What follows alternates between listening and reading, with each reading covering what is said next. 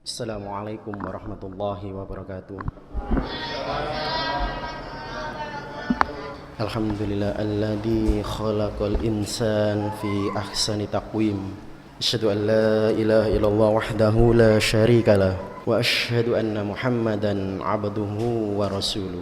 Allahumma salli wa sallim wa barik ala Muhammad wa ala alihi wa ashabihi wa man tabi'ahum bi ihsan ila yaumiddin. Syukur alhamdulillah pada kesempatan yang mulia ini Allah masih memberikan kita begitu banyak rahmat, nikmat dan hidayahnya. Dan sampai detik ini Allah masih memberikan kita keistiqomahan sehingga kita tetap sabar untuk beribadah kepada Allah Subhanahu wa taala. Salawat serta salam senantiasa tercurahkan kepada junjungan kita Rasulullah Muhammad sallallahu alaihi wasallam. Melanjutkan kajian hadis Arba'in, kita sampai pada hadis nomor 17 tentang perintah Allah yang menurut Imam Nawawi termasuk luar biasa. Jadi pokok-pokok ajaran Islam termasuk. Hadis ini diriwayatkan dari sahabat Abu Ya'la. Kami singkat, Rasulullah sallallahu alaihi wasallam bersabda, innallaha katabal ihsan ala kulli syai'in fa idza qataltum fa ahsinul qitlata wa idza dabahtum fa ahsinud dibhata wal yuhidda ahadukum syafratahu wal yurih dabihatahu. Hadis riwayat Muslim. Ini dulu waktu masih di pesantren hafal, disuruh hafalkan oleh ustadz di pesantren. Tapi setelah kuliah lupa hadis ini. Tapi betul-betul hadis ini sebetulnya secara khusus membahas tentang bagaimana tata cara adab dalam menyembelih hewan kurban. Tetapi ada makna yang luar biasa.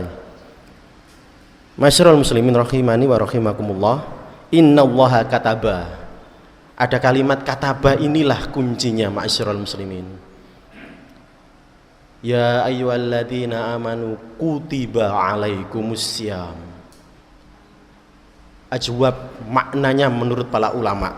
Kami tadi membaca kitab syarahnya, kitab yang menjelaskan tentang hadis tersebut.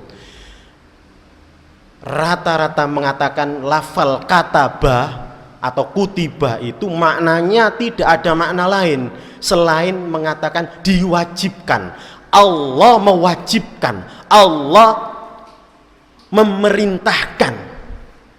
Ada pendapat ulama sedikit yang mengatakan ini sunnah muakkadah, tetapi tidak kuat karena lafadznya menurut para ulama ahli usul fikih, kalimatnya kataba, lafal kataba itu tidak ada lagi maknanya dalam bahasa Arab selain maknanya adalah diwajibkan. Innallaha katabal ihsan ala kulli syai'in. Sesungguhnya Allah mewajibkan berbuat baik dalam segala hal. Wajib Pak, ngampunin. Berbuat baik dalam segala hal, ala kulli syai'. Ini makna secara umum itu ihsan adalah berbuat baik. Seperti apa pengertian ihsan itu menurut Rasulullah sallallahu alaihi wasallam? Terkenal sekali ketika Rasulullah bersama para sahabat didatangi malaikat Jibril. Malaikat Jibril itu berbentuk laki-laki, seger, sudah tua, syekh begitu, rambutnya sudah putih, pakai baju jubah putih. Ketika Rasulullah sedang majelis ilmu dengan para sahabat-sahabat senior Abu Bakar, Umar bin Khattab, malaikat Jibril datang menemui Rasulullah dalam wujud manusia, ngetes sehingga apa tujuannya malaikat Jibril ngetes? Agar para sahabat yang di situ tahu. Yang ditanyakan kepada Rasulullah, apa itu ya Rasulullah? Iman. Apa ya Rasulullah itu Islam? Apa ya Rasulullah itu ihsan? Tujuannya bukan malaikat Jibril tidak tahu, tapi tujuannya memberikan pelajaran kepada sahabat agar sahabat mengerti. Ketika ditanya oleh Jibril, Rasulullah memberikan definisi, anta abudallaha ka'annaka tarahu fa illam takun tarahu fa innahu yaraka. Nah, ini patokannya. Kata Rasulullah, ihsan itu adalah kita beribadah kepada Allah seakan-akan Allah melihat kita. Kalaupun kita tidak seperti itu, kita punya keyakinan seakan-akan kita melihat Allah. Kalaupun tidak seperti itu, kita punya keyakinan Allah melihat kita. Kemudian dalam sejarahnya, dalam hadis tersebut dibenarkan oleh Malaikat Jibril. Jawaban Anda betul. Kemudian Malaikat Jibril pergi, baru Rasulullah cerita, kamu tahu nggak siapa yang datang tadi? Nggak tahu ya Rasulullah. Kelihatannya bukan orang jauh, kelihatan seger, resik, dan bukan orang miskin. Nggak mungkin orang yang dari musafir perjalanan jauh. Tapi kok di sini itu nggak ada yang kenal ya kalau orang Madinah. Itulah Malaikat Jibril yang datang dalam wujud manusia memberi pelajaran kepada kalian dalam bentuk pertanyaan kepadaku. Jadi ihsan itu kata Rasulullah adalah kita beribadah senantiasa merasa Allah melihat. Kalau enggak begitu ya kita senantiasa merasa dilihat oleh Allah. Secara luas maknanya adalah ihsan itu setiap kehidupan kita itu senantiasa Allah itu maha melihat. Itu sudah menjadi tolak ukur dalam kehidupan sehari-hari. Itu ihsan. Ihsan. Apa maksudnya? Melakukan segala aktivitas itu wis tidak lagi sudah dipertanyakan niatnya apa, sudah pasti di dalam hati ini lirodillah. Demi mencari ridhonya Allah. Lillah, karena Allah. Kenapa? Karena setiap aktivitas kita itu sesungguhnya ibadah karena senantiasa diawasi oleh Allah. Level tertinggi adalah ihsan. Ini definisinya Rasulullah. Tapi ma'asyiral muslimin, dalam hadis ini ada dua makna nanti kata para ulama. Dan ihsan ini saya cek tadi di Al-Quran rata-rata kalimatnya perintah. Selain perintah juga ada kalimat yang kabar gembira. Orang yang berbuat ihsan itu diganjar begini. Orang yang berbuat ihsan itu diberi hikmah seperti ini oleh Allah. Tapi pada kesempatan singkat ini izinkanlah kami beberapa saja yang maknanya secara diksi perintah. Wa ahsinu innallaha yuhibbul muhsinin. Kami potong. Ini surat Al-Baqarah ayat 195. Innallaha ya'muru bil adl wa ihsan. Sering dijadikan penutup oleh khatib Jumat. Innallaha ya'muru, memerintahkan kamu sekalian untuk bersikap adil dan berbuat ihsan. Surat An-Nahl ayat 90. Dan wa ahsinu kama ahsanallahu ilaik. Berbuatlah baik sesungguhnya Allah telah berbuat baik kepadamu. Maknanya secara umum ma'asyiral muslimin rahimani wa rahimakumullah adalah senantiasa berbuat baik dalam setiap 24 jam kita hidup menjalani kehidupan karena ada keyakinan Allah senantiasa melihat kita. Kalau tidak Allah pasti melihat kita. Itu ihsan. Nah, ini makna yang pertama, umum sekali. Ada makna yang kedua menurut para ulama. Itqanul fi'li kata para ulama. Maksudnya tidak hanya itu, ihsan itu. Maksudnya perintah ihsan itu dalam konteks umum muamalah, berbuat baik kepada binatang, kepada tumbuhan, kepada sesama manusia, berbuat baik. Tetapi dalam konteks dalam maksudnya ibadah, kata para ulama, itqan fi'li. Maksudnya apa? Berusaha terus-menerus memperbaiki dan menyempurnakan amal ibadah. Jadi kita punya ukuran sendiri-sendiri. Insya Allah semuanya sudah kasih Allah softwarenya. Tahu, oh kualitas ibadah saya semakin meningkat. Oh tahun ini lebih baik daripada tahun lalu. Itu maksud ihsan dalam konteks ibadah. Berusaha untuk senantiasa menyempurnakan atau memperbaiki ibadah. Ibadah apa? Mahdho yang berhubungan dengan Allah Subhanahu wa ta'ala. Salat, kualitas salat. Gimana ya kualitas puasa kita setelah bulan Ramadan kita lewati? Apa lebih baik dari kualitas Ramadan sebelumnya? Itu semuanya kalau senantiasa kita berproses untuk menuju lebih baik, itu kata ulama, itulah ihsan. Itulah ihsan, berusaha terus memperbaiki apapun yang diperbaiki. Kalau dalam ibadah ada dua syaratnya oleh para ulama. Diperhatikan yang pertama tadi niatnya lillahi. Bimardotillah atau tidak untuk mencari ridhonya Allah, untuk niat kepada Allah atau untuk li ghairillah. Itu yang pertama untuk terus ditingkatkan kesempurnaan. Dan yang kedua kata para ulama, tentu saja perbuatan baik tidak cukup diniatkan niat yang baik. Niat baik saja tidak cukup. Niat ikhlas karena Allah tapi tidak pernah dicontohkan Nabi, tertolak. Dicontohkan Nabi, semuanya dilakukan sesuai contoh Nabi, tapi niatnya tidak baik, tertolak. Maka syarat ibadah yang harus dilihat oleh orang-orang yang muhsinin dua. Sakjane iki mang aku pengajian niat kanggo manusia atau tidak ya? Sebetulnya tadi saya itu membantu gotong royong, niat karena orang atau karena Allah. Itu niat dulu. Yang kedua, kalau berhubungan dengan ibadah, ini sebetulnya sudah diajarkan, dituntunkan, dicontohkan Rasul atau tidak. Maka dua itu yang harus kita perhatikan. Ma'asyiral muslimin rahimani wa rahimakumullah. Rasulullah menggunakan ihsan. Innallaha katabal ihsan.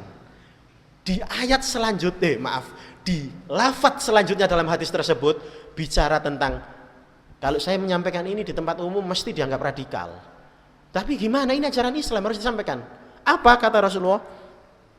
Fa'ida qataltum fa'ahsinul qitalah. Jika kamu membunuh, bunuh dengan baik. Lakukan pembunuhan itu dengan baik.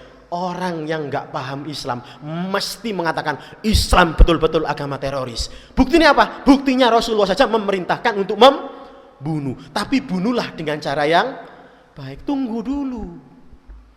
Maknanya dalam hadis ini itu dua. Dalam Islam tidak bisa dipungkiri, ma'asyiral muslimin rahimani wa rahimakumullah, maqasidus syariah. Tegaknya syariat itu punya 5 tujuan. Hifdzuddin sebagai paling utama, hifdzun nafas, hifdzun akal, hifdzun mal, hifdzun nasab, menjaga agama, menjaga nyawa, menjaga harta, menjaga keturunan. Tujuannya itu selesai.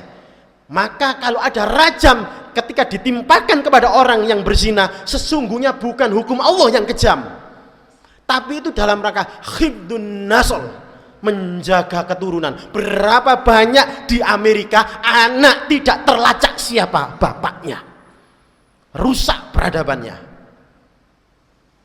Orang kisos, bunuh dibalas bunuh, itu melindungi jiwa.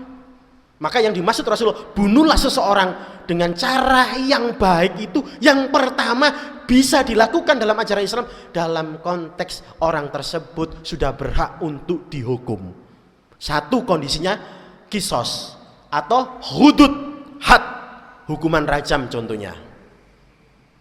Nah, yang diatur, yang tidak dijelaskan secara detail oleh Rasulullah adalah bagaimana cara membunuhnya. Di hadis ini, bunuh dengan cara yang baik. Rasulullah hidup era Romawi dan Bizantium.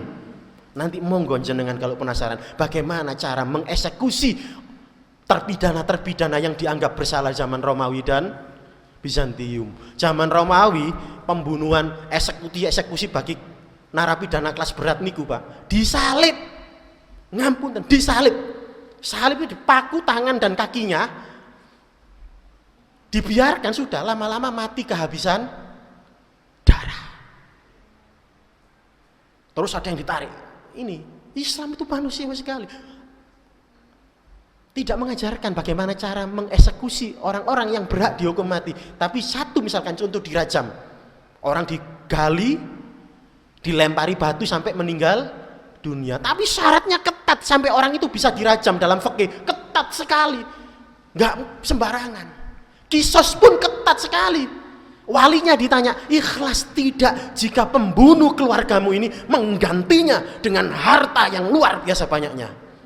Ikhlas. Selesai. Orang tersebut tidak jadi dikisos. Membayar harta sebagai ganti rugi. Orang membunuh tidak sengaja, di Islam dikisos, boten, cukup membayar diat seharga 100 onta. Jadi yang dimaksud Rasulullah membunuh itu ketat sekali. Itu yang pertama. Yang kedua yang disebut oleh Rasulullah di sini adalah membunuh di medan pertempuran. Itu yang diizinkan oleh Nabi. Tapi kata Rasulullah, ingat, yang dibunuh itu betul-betul tentara. Perang saniki ngapunten, yang diserbu, yang ditembak, yang dibunuh adalah yang tidak ikut perang. Zaman Nabi jangan, yang dibunuh itu adalah yang ikut berperang, tentara, perempuan, orang tua, anak-anak, pemuda, tentara, tapi dia tidak di medan perang, tidak boleh dibunuh. Itu yang pertama kata Nabi. Tawanan yang sudah menyerah, tawanan yang sudah ambruk, terus kamu tidak jadi membunuhnya, itu lebih baik. Tawanan nggak boleh dibunuh. Tapi di Islam mengakui ada beberapa hal yang memang jalan penyelesaiannya harus dibunuh dalam rangka khifduddin, khifdun nafas. Coba misalkan ada nabi palsu yang dibunuh, diperangi oleh Abu Bakar. Seandainya kita lembek, Abu Bakar tidak memeranginya sampai Musailamah Al-Kadzab dan kawan-kawan itu tumpas, maka terjadi kerusakan di bidang agama, tidak main-main. Itulah tidak kejam. Ini makna hadis yang pertama. Berbuat ihsan. Ihsan termasuk dalam hal pembunuhan. Jadi Islam kalau dituduh teroris, apakah Islam membenarkan pembunuhan? Jawabannya membenarkan. Tapi dalam dua hal apa? Dalam hal misalkan dia sudah ditetapkan hukum secara kisos atau hudud. Yang kedua adalah membenarkan pembunuhan selama itu di medan pertempuran. Di luar itu kata Nabi, siapa yang membunuh seseorang tanpa ada alasan yang dibenarkan oleh syariat Islam, seperti dia membunuh manusia sedunia. Luar biasa. Siapa yang membunuh ya ahlu dhimmi itu orang kafir, ahli kitab, siapapun non muslim yang berada di negeri Islam dibunuh, maka yang membunuh orang Islam dijatuhi kisos. Kenapa? Karena ahli dhimmi itu sudah tinggal jadi warga negara, maka pemerintah negara Islam, pemerintah masyarakat Madinah ketika itu zaman Nabi wajib melindungi walaupun dia non muslim. Gak sembarangan. Kata Nabi, bunuhlah dengan cara yang baik. Cara yang baik itu tadi yang pertama hak, yang kedua adalah dengan cara yang manusiawi. Makanya misalkan ngapunten, orang Arab Saudi niku terbiasa melihat orang dipancung, ngapunten Pak. Saya belum pernah ke Arab Saudi ya, sekedar membaca saja info-info dan sebagainya dari buku, dari internet. Ada tempat-tempat ya kayak kita alun-alun, taman-taman itu yang memang tempatnya orang yang bersalah diputuskan oleh ulama sana, bersalah dan harus dipancung. Dan yang menyaksikan banyak ketika eksekusi pancung itu. Termasuk orang mengatakan kejam. Padahal cepat sekali meninggal ketika dipancung dengan ditembak atau digantung. Kalau di Amerika nggak ada. Suntik mati Pak, masuk ke rumah sakit, ruangan khusus kayak IGD, suruh tidur, suntik racun, suntik mati. Penderitaannya keras sambil dipegangi alat-alat untuk mendeteksi di monitor. Itu yang pertama. Yang kedua, kursi listrik disetrum selama 10 menit sampai 5 menit sampai 10 menit disetrumkan, duduk. Lebih kejam lagi itu. Amerika yang ngaku modern itu masih tidak mau menghilangkan hukuman mati karena dia melihat hukuman mati termasuk yang efektif mencegah kejahatan-kejahatan berat. Nah ini. Yang kedua, masyarul muslimin rahimani wa rahimakumullah, lanjutan hadis tersebut biar tidak terlalu lama. Wa idza dabahtum fa ahsinud dibahata wal yuhidda ahadukum safratahu wal yurih dibahatahu. Ini tentang menyembelih. Nah, ini rata-rata takmir masjid jamaah niki panitia kurban mesti. Kata Nabi, jika kalian hendak menyembelih, maka sembelihlah dengan cara yang baik.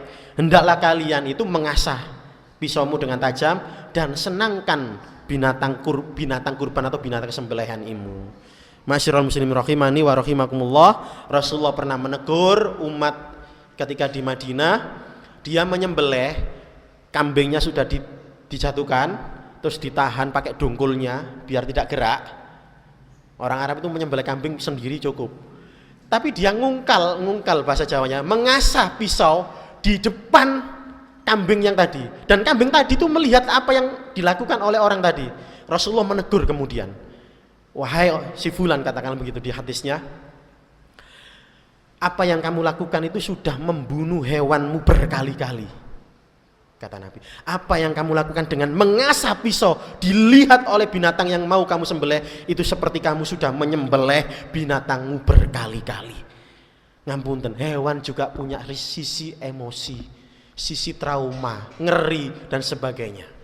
Nah, Maka dari hadis Nabi saya simpulkan, dan ini juga tambahan dari para ulama, ma'asyiral muslimin, di hadis ini berbuatlah ihsan tadi secara umum, dan yang kedua ihsan itu termasuk dalam membunuh harus mengindahkan hal-hal yang diatur oleh Nabi dalam peperangan dan dalam tadi yang saya sampaikan.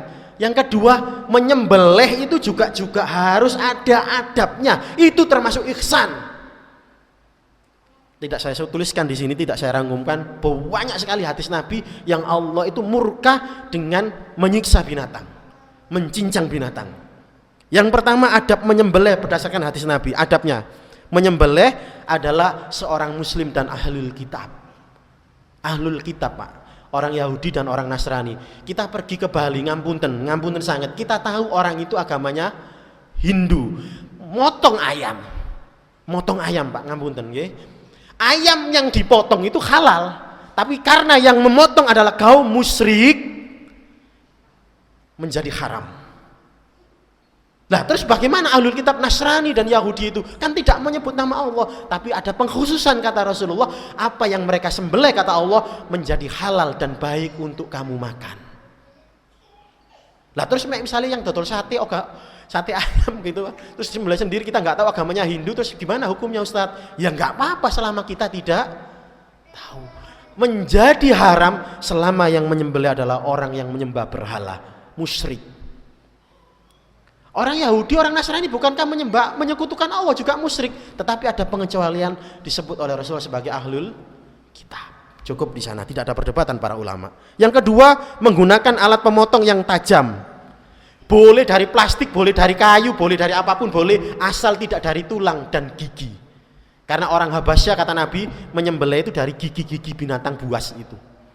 Kata Nabi boleh semuanya digunakan asal tajam, yang penting tidak dari tulang dan dari gigi, kata Nabi. Ini adabnya. Yang ketiga, yang dipotong adalah urat leher itu ada 3, jalannya darah, jalannya nafas, dan jalannya makanan. Ini harus terpotong semua kata Nabi. Dan yang keempat, menyebut nama Allah ketika menyembelih. Bismillah cukup, Pak. Kita nyembelih ayam, bismillah gitu sudah cukup. Ini sudah sunnah, dan menghadapkan binatang tersebut ke arah kiblat. Terus kata Nabi, dan senangkan hewan sembelihanmu. Menurut para ulama dan berdasarkan hadis, menyenangkan binatang sembelihan itu yang pertama adalah menajamkan pisau yang kita gunakan. Yang kedua, mempercepat. Makanya kita pakai tukang jagal untuk memotong karena ahli. Salah satu alasannya adalah agar pas pemotongan itu lebih cepat. Yang tua-tua tenaganya lemah diganti yang masih muda. Kenapa? Semakin cepat itu yang disebut Nabi dalam hadis menyenangkan binatang tersebut. Yang ketiga, tidak mengasah pisau di hadapan hewan tersebut. Tadi sampaikan hadisnya Nabi. Yang keempat, tidak boleh menyembah hewan terus hewan yang lain melihat. Alhamdulillah di tempat kita dijauhkan, ditutup, jadi binatang yang lain tidak melihat. Itu sudah sunnah. Kita sudah dapat pahala banyak, Pak, panitia nih, Pak. Dapat pahalanya banyak sekali. Sudah mempraktekkan banyak sunnah-sunnah yang dituntunkan oleh Rasulullah. Tidak melewatkan binatang yang akan disembelih. Tidak dilewatno, riwa-riwi di tempat penyembelihan. Tidak.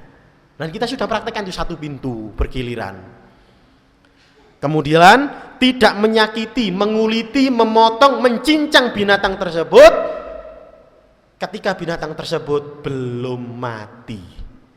Pernah pengalaman kita pakai jagal di luar karena nggak tahu kebiasaannya seperti apa. Jagal tersebut di tempat kita ini, di masjid ini, sak durunge mati, buntutnya diketok, dungkule dipecoki, kepalanya ya apa cepet dipotong. Saya pribadi tanya, Pak, jangan Pak, jangan Pak, lu Mas, suwen ngenteni mati.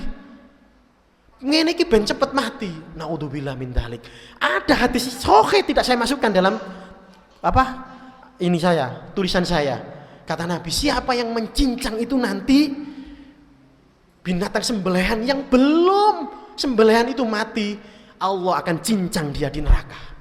Sama di fotokopi seperti apa yang dilakukan terhadap binatang tersebut, dan pasti dilipat gandakan seperti apa mencincangnya di neraka. Inilah indahnya agama Islam, ma'asyiral muslimin. Rasulullah mengajar adab membunuh saja itu ada adabnya dalam peperangan. Menyembelih binatang saja diajarkan Rasulullah dengan kasih kasih sayang dan menyenangkan binatang tersebut. Kalimatnya itu nggak ada di agama yang lain. Disembelih itu loh binatang bisa senang. Senangkan binatangmu yang kamu sembelih, ya Allah. Ihsan. Ihsan ini derajatnya tinggi sekali. Ihsan, derajatnya tinggi sekali di sisi Allah. Mudah-mudahan masyarakat muslimin sedikit ini bermanfaat. Mari senantiasa kita terus berusaha berbuat ihsan, ihsan secara umum dan ihsan dalam ibadah. Apa ihsan dalam ibadah kepada Allah? Senantiasa terus meningkatkan kualitas ibadah kita kepada Allah. Ihsan kepada yang umum, berbuat baik kepada siapapun. Terkhusus di hadis ini kepada orang yang mau dibunuh dan kepada binatang yang mau disembelih. Itu saja sudah dapat pahala luar biasa. Mudah-mudahan sedikit ini bermanfaat. Aku qouli hadza wa astaghfiru innahu wal ghafurur rahim. Ihdinas siratal mustaqim. Assalamualaikum warahmatullahi wabarakatuh.